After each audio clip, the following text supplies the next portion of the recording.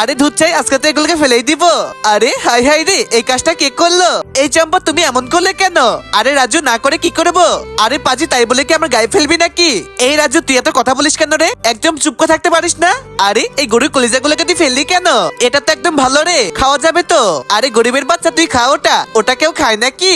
তুই থাক বাবা, আমি যাই। এই চম্পা, তবে আমি এটাকে বাড়ি নিয়ে গেলাম রে। আরে এত সুন্দর গরুর কলিজা, চম্পা তো মনে হয় পাগল হয়ে গিয়েছে। এটাকে তো বাড়ি নিয়ে গিয়ে তো অনেক মজা করে রান্না করবো। আরে এই দেখো রাজুর মা, আমি কি আনছি, এটা তোমার জন্য তো গরুর কলিজা আনছি। আরে তুমি এটা কোথায় পেলে রাজুর বাবা?